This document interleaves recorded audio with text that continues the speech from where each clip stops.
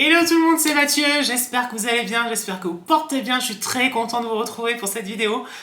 Oui, parce qu'on va parler, ça y est, j'ai trouvé un travail, donc je suis trop content. Et donc du coup, dans cette vidéo, on va parler de reconversion professionnelle, de tout ça, donc des étapes à suivre quand on est professeur des écoles et qu'on n'a plus envie d'être professeur des écoles, qu'est-ce qu'on peut faire après.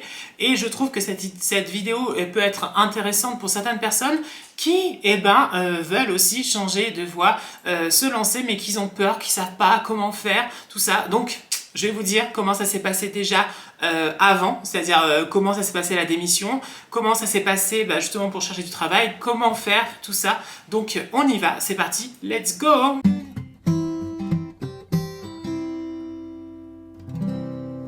J'espère que la vidéo vous plaira. En tout cas, moi je l'espère parce que franchement, c'est une vidéo assez importante, on va dire, dans ma carrière professionnelle et je pense qu'elle peut vraiment intéresser certaines personnes. Vous le savez, j'ai passé le concours de professeur des écoles, j'ai été professeur des écoles pendant 5 ans, et oui, j'ai eu des CP au début, dans 2 ans de CP, j'avais déjà eu d'autres classes avant. Pendant mon master en fait MEF, on avait la possibilité d'avoir justement des classes, d'avoir des alternances, tout ça. Et moi c'est ce que j'ai fait, donc c'était top parce que j'étais en master alternance au début, donc c'était sympa. Donc j'ai vu C20, j'ai eu maternelle, petite section, j'ai eu donc du coup 2 années de CP. Et donc après ces 2 années de CP, en fait, on m'a mis comme ça en Ulysse Collège. Vous le savez peut-être, certains qui m'ont suivi, ça a été une année très compliquée, très difficile. C'était pas cette année-là, l'année d'avant. Et j'avais rien demandé. Ulysse Collège avec des élèves malheureusement avec des handicaps et des troubles de l'apprentissage et tout, donc c'était pas facile. Et puis même moi, on va dire, j'étais pas préparée à ça. J'étais pas du tout préparée à ça, j'avais pas demandé ce poste. Or c'est un poste qui est vraiment pas fait pour tout le monde, on va dire, et c'est surtout un poste qui, pour moi en tout cas, c'est quelque chose qui, ça doit être un désir de ta part de travailler avec ces élèves, voilà. Et non pas quelque chose qu'on t'impose comme ça. Donc ça a été très compliqué, vous le savez, j'ai été en arrêt maladie, gros point d'interrogation sur ma vie, sur mon parcours professionnel, tout avait été remis en question, on va dire, je savais plus où j'allais, tout ça. Je me suis dit que finalement je vais rester dans l'éducation nationale, parce que l'année d'après, peut-être que j'allais avoir une classe, voilà, et puis ça va bien se passer. Là, c'était cette affectation-là qui n'allait pas. En plus, au collège, il faut dire la vérité, c'était très compliqué au niveau relationnel avec les autres collègues, collégiens. Voilà, les profs du collège. Donc, en plus, il faut savoir que ma salle était en sous-sol. Donc, imaginez un petit peu, j'étais vraiment à l'écart, j'étais pas bien. Non, j'étais vraiment pas bien du tout. J'ai failli tout arrêter. Et finalement, je me suis accrochée, je me suis dit, allez, l'année prochaine va être bien, tout ça. Je tombe dans une nouvelle école et je tombe avec des CP. Donc très content bien sûr parce que je retourne avec des CP, donc sympa. Les élèves un peu difficiles parce que on n'est pas en REP, mais on va dire que c'est une école qui devrait être considérée comme REP. Des élèves qui n'étaient pas évidents, on va dire, en classe avec... en fait, ce que je devais faire, c'était vraiment de l'éducation pour certains. Parce que on dirait que voilà, il y avait pas, voilà, il fallait tout redire, refaire et tout. Après c'est clair, c'est encore des petits en CP, mais c'est vrai que par rapport à d'autres, tu voyais tout de suite le décalage entre ceux qui ça n'allait pas du tout et ceux justement ça se passait très bien. Quoi qu'il en soit, c'est vrai que travailler avec les enfants, ça m'a toujours plu, donc du coup ça c'était cool. Et vient le moment où, vous le savez, mon copain a sa mutation dans le sud de la France, et puis moi du coup, qu'est-ce que je fais? Est-ce que je le suis et je tente quelque chose d'autre? Qu'est-ce que je fais? Donc en fait, il faut savoir que dans l'éducation nationale, pour partir d'un département, c'est super galère. Mais plus que galère, on s'en rend pas compte. C'est-à-dire que on laisse pas partir en fait non, du département. Il faut avoir 36 000 points, des points énormes que forcément en début de carrière tu n'as pas. Donc à un moment donné, forcément, je me suis posé la question, est-ce que juste une mutation demandée, mais ça ça, c'est compliqué. Imaginez-vous, j'avais une collègue là cette année qui demandait de se rapprocher de chez sa famille parce qu'elle est toute seule en région parisienne. Tout le monde était en Bretagne, je crois, là-bas. Et elle demande chaque année, elle a jamais eu, alors que ça fait je sais pas combien d'années qu'elle est dans l'éducation nationale. Donc, déjà, grosse galère, je me suis dit, ouh là là là, est-ce que ça va être accepté? Je ne pense pas. Et puis mon directeur m'a tout de suite mis les choses, voilà, réalité en face. Non, tu ne pourras pas partir du département en demandant une mutation, donc c'est mort. La mise en disponibilité, malheureusement, elle n'est pas donnée comme ça. Et non, la mise en disponibilité, en fait, c'est quelque chose que tu peux demander, mais avec un projet derrière, un projet professionnel, un projet, tout ça. Moi, je partais avec mon copain sans savoir vers où j'allais, en fait. Donc, c'était gros point d'interrogation. Quel projet? J'en avais pas, voilà. Je voulais juste descendre, me rapprocher dans le sud, et puis voilà. Donc, qu'est-ce qui me restait? La démission. Donc oui, j'ai démissionné. Comment ça s'est passé? J'ai envoyé, donc j'ai déjà, j'en ai parlé d'abord à mon directeur, qui ensuite m'a conseillé de faire une lettre à l'académie, voilà, à mon IEN, voilà, inspection éducation nationale de mon secteur, on va dire. Et puis de là, bah, ça monte, ça monte. Et puis en fait, donc une fois cette lettre faite, je l'adresse en même temps à l'inspectrice de mon secteur, puis aussi au-dessus, au rectorat. Et puis, donc du coup, après de là, bon, ça monte, ils transmettent en fait la lettre de démission en disant, voilà, je souhaite démissionner de l'éducation nationale, je suis conscient des risques que ça peut engendrer, et que voilà, je suis à même à démissionner, et qu'il n'y a pas tout de ce côté-là. Donc la lettre envoyée, j'attends justement la réponse, et j'avais vu que sur les sites, normalement, une démission, ça mettait quand même pas mal de temps. Ça peut mettre 3 à 4 mois, même des fois un peu plus, ça dépend, et ça peut même être refusé. Alors du coup, j'ai eu peur, j'avais peur, parce que je me suis dit, bon, nous, on doit partir début juillet, si la démission, elle n'est pas acceptée, qu'est-ce que je fais? Eh oui, parce que moi, de toute façon, je pars. Donc, je croise des doigts. C'est un peu le fait accompli, hein, moi. Mais c'est parce que vraiment, je voulais cette volonté de partir. Je voulais quitter la région parisienne. Je voulais vraiment recommencer quelque chose de nouveau quelque part ailleurs. Donc, j'étais dans mon esprit, je pars. Et du coup, on m'appelle. Donc, la dame qui s'occupait de mon dossier, elle m'a dit que voilà, donc on a bien pris en compte votre démission. Qu'est-ce qui va se passer? Est-ce que vous voulez un entretien? Parce que en gros, ils veulent savoir si oui, tu as bien conscience de tout ce qui va se passer après. Pourquoi je dis ça? Car si tu démissionnes, tu n'es plus fonctionnaire. Et non. Donc tu perds justement cette sécurité de l'emploi que tu peux avoir quand tu es professeur des écoles, par exemple. Voilà. Et donc du coup, il faut être bien conscient de ça. Tu as eu un concours, tout ça, tu risques de tout perdre du coup. Donc compliqué. Après, c'est clair, tu as ton expérience, tu l'as eu une fois quand même ce concours. Donc oui, tu peux prétendre après, voilà, quand tu trouves un travail, d'avoir dit que tu as eu le concours, tu as eu ton master et tout. Donc voilà, donc moi je dis oui, bien sûr, il n'y a pas de souci, je suis bien conscient, je veux quitter l'éducation nationale, tout ça. Et elle me dit, soit on passe un entretien, soit vous ne demandez pas d'entretien, c'est ok. Donc je dis non, je veux pas d'entretien et tout. Donc il faut reconfirmer qu'on veut bien démissionner. Voilà, donc il y a une première fois on démissionne, deuxième fois il faut reconfirmer qu'on a bien démissionné, et là c'est bon. Ok, elle me dit c'est bon, c'est ok, vous allez démissionné, voilà, à partir de fin août, voilà, 2023. Donc, nickel, super pour moi, je suis trop contente, nickel. Seulement, voilà, une fois que tu as démissionné, eh ben, il faut trouver un autre emploi. Et oui, et quoi faire après 3 années de licence? Moi, c'était de lettres, mais tu peux faire une licence autre que de lettres, option histoire de l'art. Moi, c'est ce que j'ai fait, mais tu peux faire autre chose, bien sûr, pour arriver au master MEF de l'enseignement et de la formation. Et là, je me dis, mais c'est vrai que mon parcours scolaire, on va dire licence plus master, et là, il m'ouvre pas tant de portes que ça pour d'autres métiers. Si on veut pas quitter l'éducation nationale, si on veut pas quitter, on va dire, si on veut pas démissionner, mais qu'on veut changer, on pouvait changer de ministère. C'est-à-dire qu'une fois à l'intérieur de l'État, on va dire des métiers, on va dire de fonctions territoriales, fonctions publiques et fonctions d'État, c'est ça, et fonctions hospitalières, c'est ça, les 3 fonctions, tu peux en fait bouger à l'intérieur. Et donc du coup, j'aurais pu aller dans un autre ministère que le ministère de l'Éducation. J'aurais pu travailler dans ça, mais seulement il faut faire des concours internes. Et moi, on va dire que je me suis dit non, j'ai pas envie. Voilà, c'était pas un truc. À un moment donné, j'avais hésité de travailler dans tout ce qui est médiation culturelle et médiathèque. Voilà, j'avais hésité. J'avais hésité, je me suis dit tiens pourquoi pas tout ça, mais finalement non. Et en plus de ça, j'avais pas d'expérience en médiation culturelle, donc forcément les portes elles se ferment. Et oui, c'est ça aussi parce qu'on a eu une formation pour être professeur des écoles qui était très ciblée. Voilà, sur l'éducation, sur l'enfant, tout ça. Donc faire autre chose allait être vraiment assez compliqué.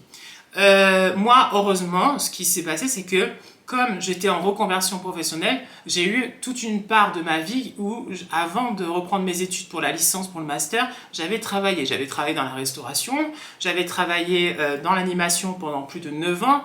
Donc, on va dire que voilà, ces postes-là, ce travail, eh ben, c'est de la matière, c'est du vécu, c'est de l'expérience qui, on va dire, je me suis dit, bah, ça va me servir pour cette reconversion professionnelle après d'être professeur des écoles, tout simplement. Et donc du coup, je postule, je regarde un petit peu, je cherche qu'est-ce que je pourrais faire, travailler dans la vente, dans la restauration, parce que c'est deux choses que j'ai déjà faites, et moi avant, bien sûr, et puis peut-être dans l'animation. Et là, sachez-le, les villes en fait où vous êtes proposent des postes dans l'animation. Et en fait, je trouve que si on veut quitter le métier de professeur des écoles, mais qu'on souhaite travailler avec les enfants toujours et dans un autre contexte, dans une autre façon d'approche, et ben l'animation tombe très bien, vraiment. Parce que moi, je sais que j'ai été animateur pendant 9 ans, j'ai eu des postes de direction d'adjoint, tout ça, donc forcément, c'est un métier qui me plaisait énormément. Après, oui, j'avais envie de ce besoin de reprendre mes études, de me reformer, d'avoir une meilleure qualification, on va dire, et passer de l'autre côté animateur, professeur des écoles. Donc voilà, c'est pour ça. Et donc du coup, je vois que de la ville propose un poste, des postes même d'animateur, donc je postule. Et là, on m'appelle la mairie en disant que ma candidature leur plaît, mon CV aussi, parce que oui, j'ai fait plus de 8 ans d'animation, j'ai été professeur des écoles, donc on va dire, c'est logique, on va dire, c'est un métier pour moi. Voilà, il n'y a pas de souci de ce côté-là. Seulement, qu'est-ce qu'ils me disent? On ne vous voit pas en tant qu'animateur. Non, on vous voit en tant que directeur de périscolaire.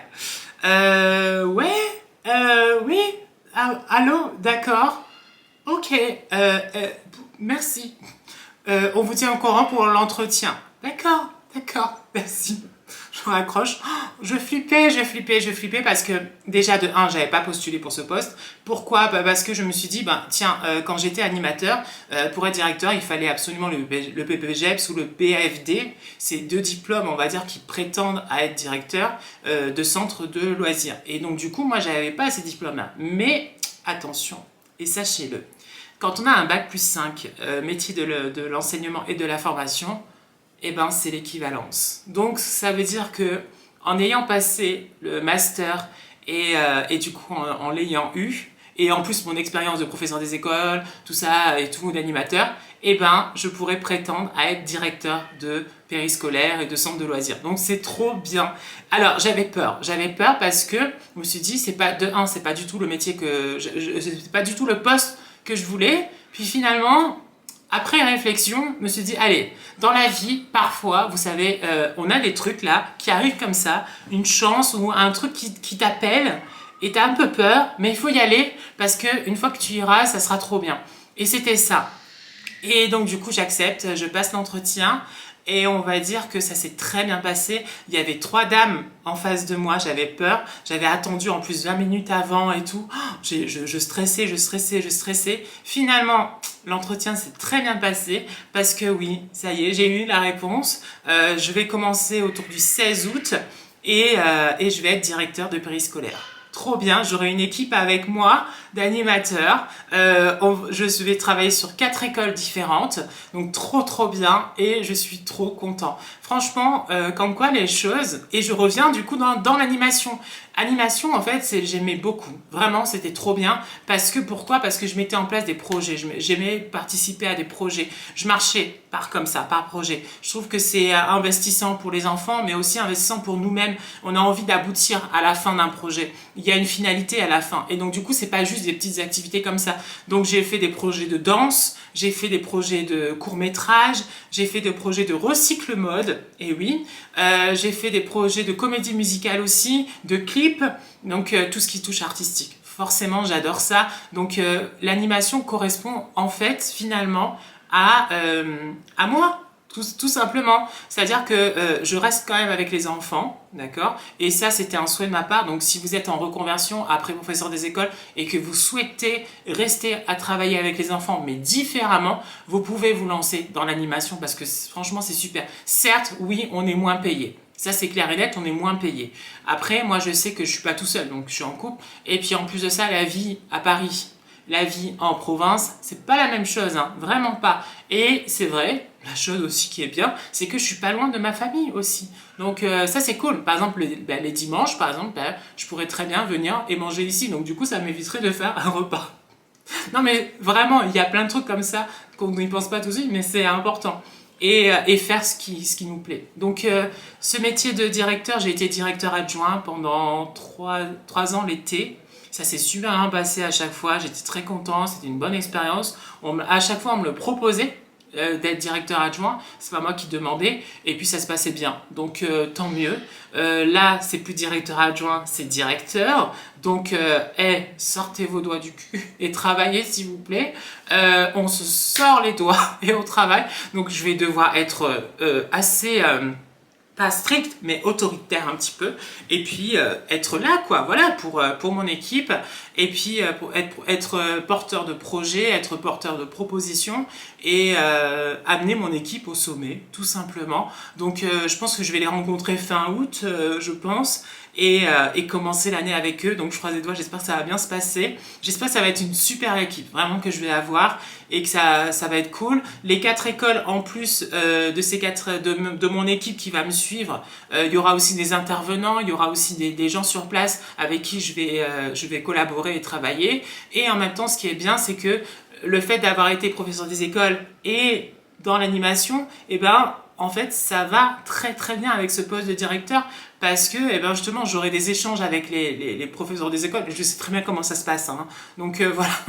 Et puis en même temps, j'ai été animateur, donc je sais très bien comment ça se passe aussi sur le terrain. Donc voilà, donc c'est trop bien. En fait, c'est vraiment, je me dis, c'est le métier pour moi parce que il y a un côté, on va dire, on est médiateur en tant que directeur, parce qu'on touche en même temps différents acteurs, professeur, l'école, en même temps le centre, en même temps les animateurs, tout ça. Et on va dire que mon expérience permet d'avoir les épaules pour faire ce poste. Donc je suis trop content. Je voulais vous en parler. J'attendais parce qu'en fait j'ai eu la réponse officieusement avant. Mais je voulais l'avoir officiellement. Comme ça je pouvais vous en parler. Et vous dire que les reconversions professionnelles, c'est possible après être professeur des écoles. On peut se reconvertir. Et voilà. Donc sachez-le. Lancez-vous. Franchement, moi je le dis à chaque fois. Ça sert à rien de rester dans un métier où on va cracher dessus, où on va pas être content, on va pas être heureux, ça ne sert à rien. Moi, j'ai pris mon courage à 2 mains. Je sais que c'est courageux parce que j'ai quitté comme ça quelque chose c'était une sécurité de l'emploi. J'ai fait mes études pour ça. Mais on va dire que ces études-là, finalement, ont servi parce que, eh bien, regardez, grâce à ça, je peux être directeur de centre de périscolaire. Donc, c'est super. Foncez. Vraiment, on ne vit qu'une fois, et ça, on l'oublie. On vit qu'une fois. Il faut faire des choses qu'on aime, il faut essayer, voilà, d'allier en même temps notre passion, des choses qu'on aime, avec une carrière voilà, professionnelle. Et si les deux matchs, c'est tant mieux. Certes, oui, je suis moins payée, mais à côté de ça, j'ai une qualité de vie et un bonheur, tout simplement. Donc, on va voir. Alors, j'ai mes collègues directeurs, donc j'ai hâte de les rencontrer, bien sûr. Et puis, j'ai hâte de rencontrer mon équipe. J'espère qu'ils vont être cool, j'espère qu'ils vont être sympas. J'espère que ça va matcher, que ça va bien se passer. S'il y a des beaux gosses, il y aura des beaux gosses. Voilà, tout simplement. Je regarderai avec mes yeux. Et puis voilà, donc je vais côtoyer énormément de monde. parce que 4 écoles, 4 équipes pédagogiques différentes dans chaque école. Puis après, mes animateurs aussi, les enfants de chaque école, voilà, donc mes collègues directeurs et tout, ma hiérarchie. Donc ouais, ça va brasser du monde au fait, mais ça va être bien. Donc voilà, quoi qu'il en soit, donc en conclusion de cette vidéo, lancez-vous. Et si vous avez peur, vraiment, sachez que vous pouvez aussi être contractuel, professeur contractuel, ça existe aussi et vous pouvez le faire en quittant l'éducation nationale. Si vous avez peur de vous lancer dans autre chose en attendant, voilà, vous pouvez le faire. Moi, j'aurais pu le faire, mais j'avais pas envie. Voilà, tout simplement, j'avais pas envie.